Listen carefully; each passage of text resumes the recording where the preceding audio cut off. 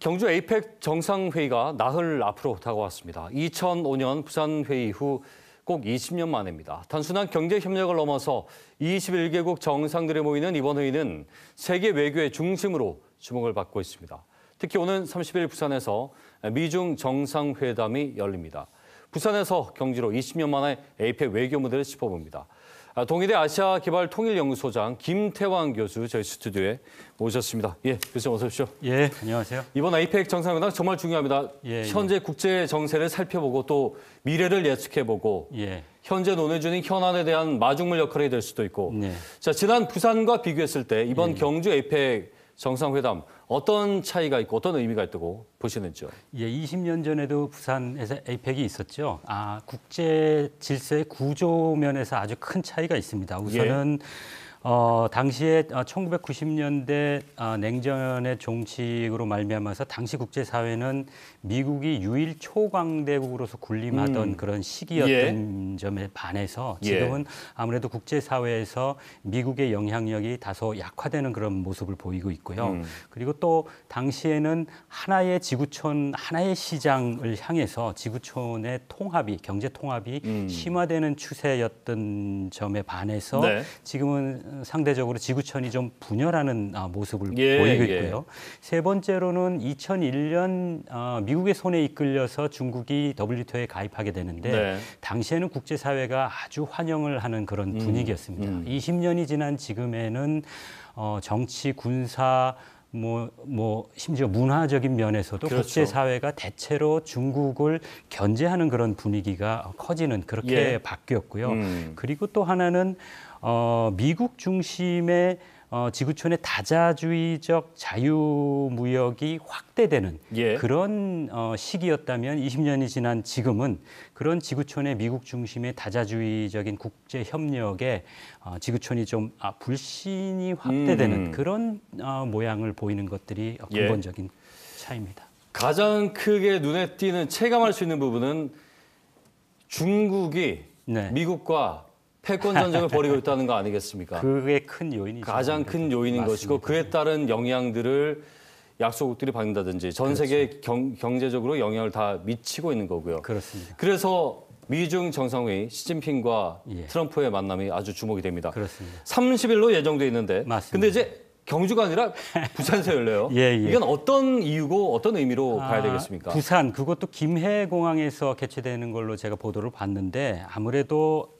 보안이나 경호 이런 것들이 부산의 인프라가 왜냐하면 부산 주변에 군부대도 많이 있고 부산의 그 인프라가 보안이나 경호 이런 부분에서 좀 상대적으로 낮기 때문이고 무엇보다도 김해공항 자체가 군사공항입니다. 그래서 경호나 보안에서는 최적지이고요. 그리고 또 회담 이후에 경주나 기타 지역으로 이동하기에 상당히 공항이기 때문에 유리합니다. 그래서 이런 어떤 정상들의 초를 다투는 정상들의 시간 안배도 또 고려됐을 것 같고 아무래도 부산 입장에서 말씀을 드린다면 부산이 아무래도 명실상부한 국제도시고 동아시아에서는 해양도시의 허브 도시이기도 하고 그래서 조선업이나 어떤 해양 물리의 전초기지 이런 면에서 본다면은 미국이 최근에 추진하고 있는 해양력 부흥에 대한 어떤 그런 이미지적인 것들도 좀 미국 국민들에게 보여줄 수 있는 그런 의미고 미국이나 중국 입장에서는 이미 2005년에 에이펙으로 참가를 해봤기 때문에 검증됐죠. 그랬기 때문에 미국이나 중국에서는 부산을 방문하는 것이 이미 노하우가 있고 상대적으로 편안한 이유도 없지 않을 수 있을 겁니다. 그럴 수 있겠네요. 부산 입장에서는 마다할 이유는 없는 거죠, 사실. 그렇습니다. 빅 이벤트가 열린 거니까. 6년 만에 미중 정상 만남인데 앞서도 잠깐 얘기했지만 두 정상의 만남이 의미하는 바와 어떤 얘기, 단어 하나까지도 귀추가 주목이 되고 있어요. 양국 간의 어떤 지금 관세 전쟁부터 여러 가지 환율 전쟁 끝도 없습니다. 뭔가 실마리가 좀 나오겠습니까?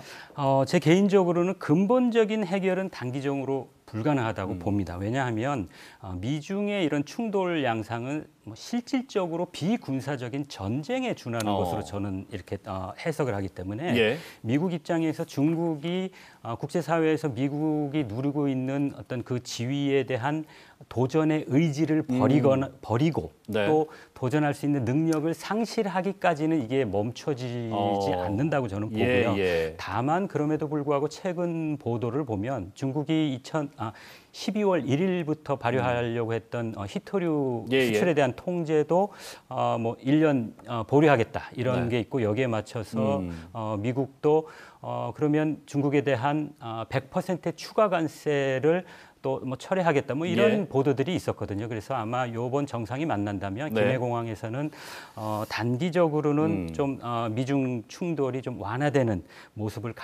보일 가능성이 큽니다. 알겠습니다. 그러나 뭐 근본적인 해소는 아닐 겁니다. 아마 트럼프가 지난 정권 때 정권을 잡았을 때도 중국과 맞습니다. 환율 전쟁을 벌이면서 사실은 제1국가를 포기하지 않겠다는 의지와 함께 중국이 낮춰지길 바라는 거죠. 계속해서. 그렇죠. 맞습니다. 그게 아니면 해결이 나기가 힘든 부분이고 맞습니다. 중국도 쉽사리 포기할 수 없는 부분인 거고요. 강대국의 속성입니다. 그렇죠. 그래서 이제 새우 등 터진다. 예. 트럼프 대통령이 김정은 북한 위원장과의 만남도 기대를 했는데 이 북미 회담 가능성 어떻게 좀 저 개인적으로는 이루어지지 않는 것이 대한민국 이익에 좀 더 부합한다고 보는데요. 지금은요?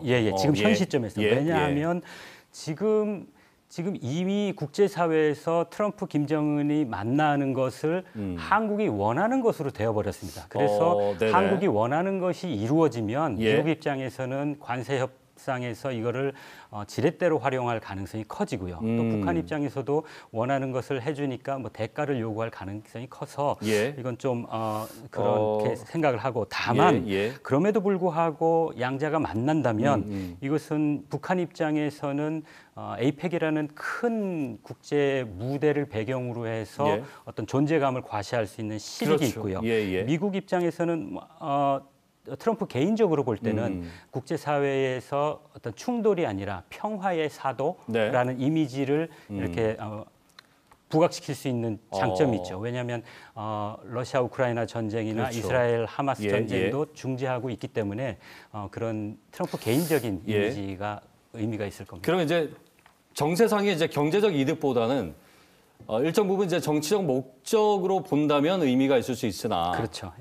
실리적으로 볼 때는 크게 우리한테나 지금 시점에는 그렇다고 보는 거죠. 이재명 대통령이 만약에 열린다면 이제 지원을 하겠다라는 입장을 비치기도 했었는데 그거를 우리가 보여줬기 때문에 한국이 원한다는 걸 알기 때문에 그게 협상에서는 한미 간의 협상에서 유리한 것은 아니라는 거죠.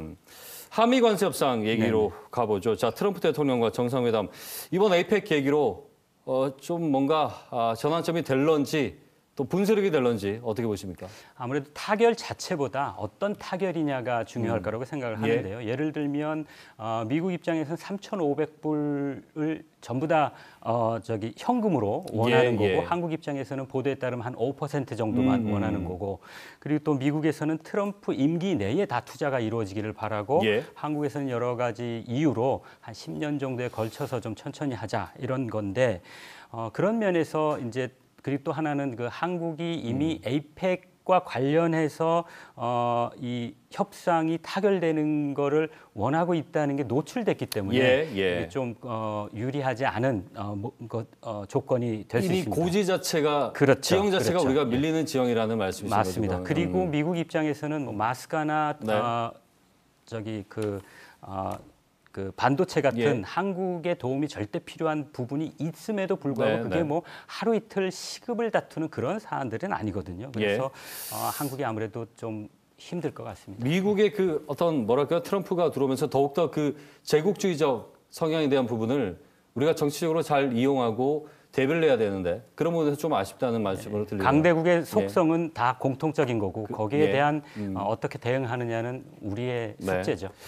다카이시 사나이 새로운 일본 총리와의 이 회담은 어떻게 좀 알았습니까? 이게 뭐 다카이시 다카이치 신임 총리가 아무래도 보수 성향이 강하다 보니까 예. 한국에서 좀 우려의 목소리가 큰데 네, 제가 네. 이 자리를 빌어서 시청자 여러분께 다시 한번 말씀드리고 싶은 것은 국가의 행위라는 것은 그 국가의 최고 정책 지도자의 개인 성향은 상당히 부수적인 요인입니다. 예, 오히려 치밀하게 계산된 그 국가의 이익이 주된 요인이기 때문에 거기에 초점을 맞춰서 바라보시면 좋겠다 하는 말씀을 예. 드리고 그리고 또 다카이치 신임 총리가 지금 불과 일주일도 안 됐습니다.